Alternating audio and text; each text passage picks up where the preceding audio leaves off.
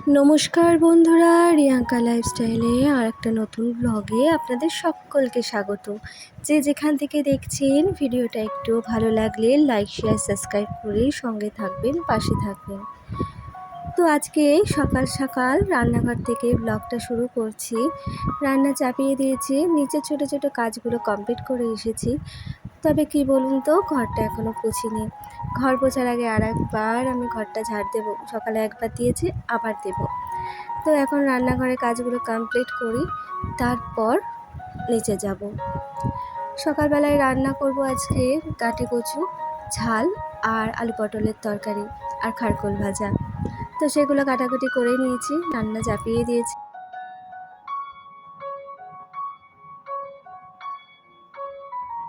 জানেন তো বন্ধুরা, আমরা মেয়েরা সংসার করতে করতে অনেক সময় না চুপ হয়ে থাকি বা চুপ হয়ে যাই, বা অনেক মেয়েরা আছে কথা কম বলে। তার মানে এই নয় যে তার বলার মতো কিছু নেই। হয় সে কথা বলতে বলতে ক্লান্ত হয়ে গেছে, না হয় সে জানে তার কষ্টটা ঠিকভাবে কেউ বুঝবেই না, তাই সে চুপ করে থাকে। হয়তো তার অভিমান হয়, তারও কষ্ট হয়, কিন্তু তার অভিমান মুখ ফুটে সে প্রকাশ করে না। কিন্তু সে প্রতিবার কেঁদে কেটে তার কষ্টগুলোকে জাহির করে না। হয়তো অনেক কথাই সে মুখ ফুটে বলে না, কিন্তু মনে মনে ঠিকই ভাবে, চিন্তা করে। হয়তো সে চায় কেউ তাকে না বলাতেই বুঝে যাক। আপনাদের সঙ্গে গল্প করতে করতে আমি এদিকে গাঁটি কচুটা বসিয়ে দিলাম। কচুটা আগের থেকে ভাপ দিয়ে নিয়েছিলাম, একটু নরম হয়েছে। এবার আদা পেঁয়াজ রসুনের পেস্ট দিয়ে কালো জিরে কাঁচা লঙ্কা ফোড়ন দিয়ে রান্নাটা করছি। একেবারে শুকনো শুকনো হবে। আর এদিকে আলু পটলের তরকারিটা, আজকে কিন্তু আলু পটলের তরকারি নিরামিষ করে করিনি, পেঁয়াজ আদা রসুন দিয়েছি জানেন তো।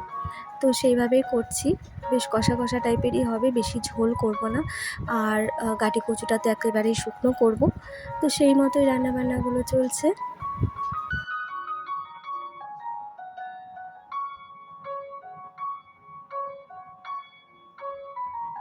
জানেন তো বন্ধুরা, মেয়েরা সংসার সামলাতে সামলাতে নিজেদেরকেই ভুলে যায়। সেও হয়তো সবসময় শক্ত থাকার অভিনয় করতে করতে কখনো কখনো ভেঙে পড়ে, কিন্তু পরদিন আবার স্বাভাবিক হয়ে যায়। কারোর জীবন কখনো তো থেমে থাকে না, তাই না? তো সেই কারণেই কোনো একটা কষ্ট, কোনো কিছু দুঃখ, সেই দিন রাত পোহাবার পরে যখন সকালে সূর্য ওঠে, তখন সেই মেয়েটা আবার নিজেকে মুভ অন করে, আবার কাজে ফেরে, সংসার সামলায়, দুঃখ কষ্টগুলোকে বুকে চাপা দিয়ে হাসি মুখে ভালো থাকার অভিনয়টা চালিয়ে যায়।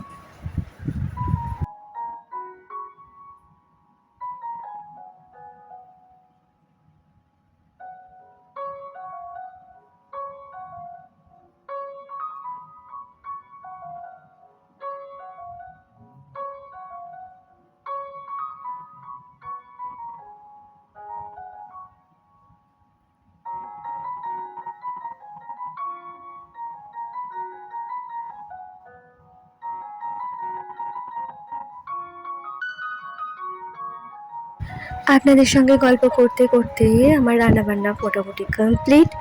তো গ্যাস ওভেনটাকে আমি ক্লিন করে নেব। আমি কিভাবে গ্যাস ওভেনটাকে ক্লিন করি, ইভেন রান্নাঘরটাকেও ক্লিন করি, তো সেটাই আজকে ভিডিওতে আপনাদের সঙ্গে শেয়ার করব।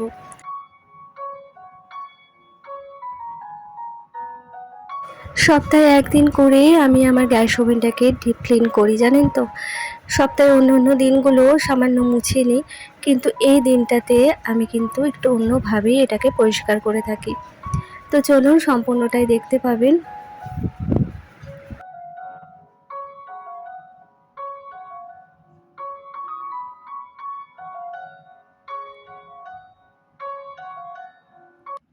আপনি কি জানেন যে দুনিয়ার নাম্বার 1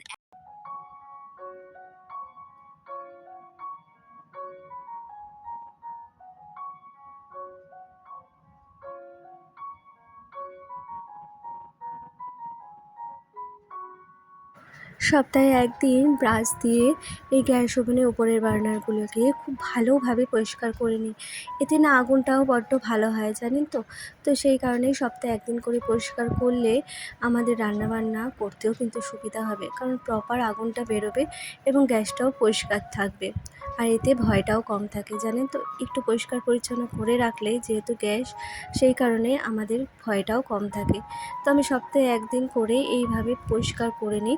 আর এগুলো তো মাঝে মাঝেই আমি মাজি আর কি, একটু নোংরা হলেই মাজতে হয়, কারণ অনেক সময় এমন হয় রান্নাবান্না হয়তো পড়ে গেল, তো এগুলোকে আমাকে মাজতে হয়। তবে ভেতরের যে বার্নারটা দেখালাম তামার যেটা হয় আর কি, তো ওটা আমি সপ্তাহে একদিন করে এভাবে ব্রাশ দিয়ে ঘষে ঘষে মেজে নিই জানেন তো।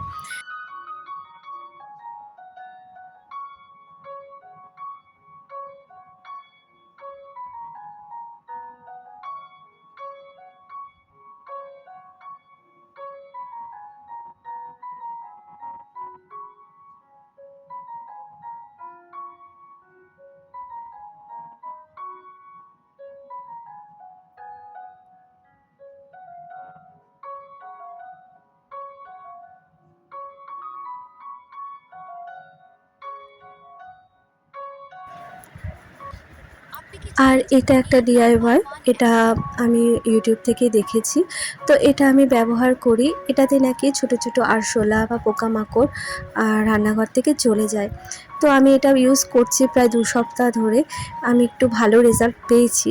তো দেখি আর কদিন পর আমি আপনাদের জানিয়ে দেবো এটাতে আমি কি কি ইউজ করি। তবে এটার মধ্যে না আপনারা একটু শ্যাম্পু দিতে পারেন যদি গ্যাস ওভেন পরিষ্কার করবেন মনে করেন। আমি এখনও পর্যন্ত শ্যাম্পুটা দিইনি, তবে আমি ন্যাচারালি কিন্তু শ্যাম্পু দিয়েই গ্যাস ওভেন পরিষ্কার করি, কারণ গ্যাস ওভেনটা আমার মোটামুটি পরিষ্কারই থাকে। সবসময় শ্যাম্পু সাবান এগুলো দিলে কি হয়, সাবান তো ইউজ করবেনই না, গ্লেজটা নষ্ট হয়ে যায়। সপ্তাহে একদিন করে শ্যাম্পুটা ইউজ করতে পারেন, তাতে গ্যাস ওভেনটা কিন্তু চকচকে থাকবে। শ্যাম্পুতে সেরকম খাট থাকে না, তাই আমাদের গ্যাস ওভেন কিন্তু পরিষ্কার পরিচ্ছন্ন থাকে আর দেখতেও ভালো লাগে। আর এখানে দেখুন আমার অল্প কিছু কাচের জিনিস আছে বন্ধুরা, সেরকম কিছু তো বাসনকোসন আমার নেই। যেইটুখানি আছে আমি সেইটুখানি কিন্তু পরিষ্কার পরিচ্ছন্ন করে গুছিয়ে রাখার চেষ্টা করি। তো আজকে বেশ অনেক দিনই হয়েছে এই জায়গাগুলোকে না পরিষ্কার করা হচ্ছে না। তো ভাবছি আজকে একটু হাতে যখন সময় আছে, তো এই জায়গাগুলো একটু পরিষ্কার করে নিই, তার সাথে রান্নাঘরটাও মানে ক্লিন হয়ে যাবে। আর এই যে ডিআইওয়াইটা করেছি আর এটা দিয়ে দিয়ে পরিষ্কার করব, যাতে একটু পোকামাকড়গুলো কম থাকে। কারণ ছোট রান্নাঘর যদি তার মধ্যে ছোট ছোট পোকামাকড় থাকে, আমার না ভীষণ একটু ঘৃণাই করে আর কি। তো সেই কারণে আমি একটুখানি পরিষ্কার পরিচ্ছন্নগুলো করে নিই।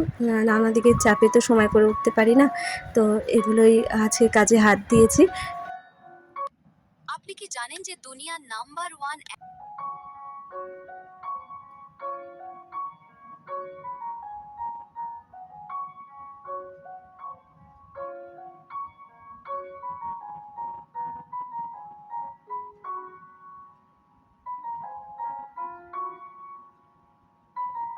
জানেন তো বন্ধুরা, মেয়েরা যখন সমস্ত কিছু সহ্য করে করতে করতে তারা চুপ হয়ে যায়, কিন্তু তার মানে এই নয় তাকে দুর্বল ভাববেন।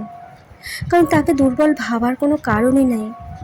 যে মেয়েটা সব কিছু করতে পারছে, সব দিক সামলাতে পারছে, একটা সন্তান মানুষ করতে পারছে, সে কিন্তু সব পারে। হয়তো সে শুধু ধীরে ধীরে নিজের অনুভূতিগুলোকে সামলাতে শিখেছে, তাই সে চুপ করে থাকে।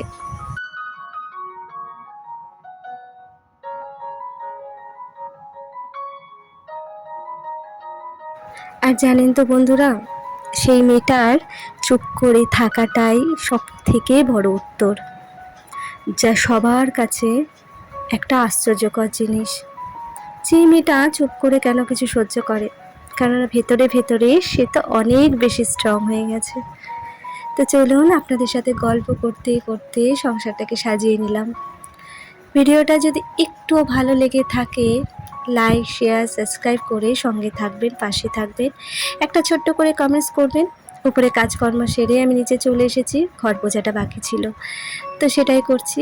চলুন আজকের মতো ভিডিওটা এত অবধি রাখছি। টাটা।